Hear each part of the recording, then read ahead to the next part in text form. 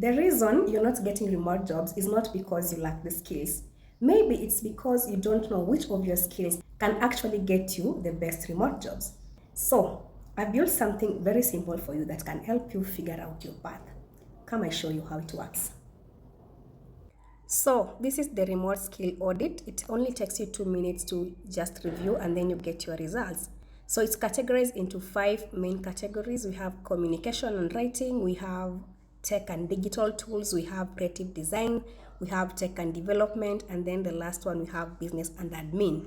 So what you just do is you click under each category, you look at what skills you have currently and then you check them all. So under communication, what can you do? Let's say, for example, customer support and live chat, email communication.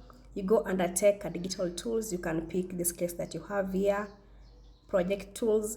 The next one, if you don't have any skill, it's okay. Even if you're still learning, you can actually just pick the skills. When I come to web tech and development, I can choose web development and all that.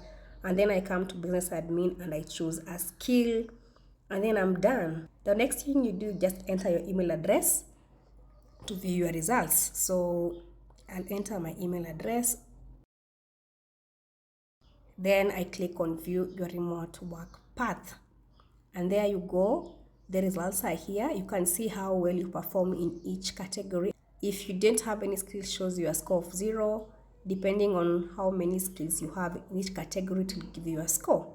And then you have now the roles that fits you listed here. So you can just go through them.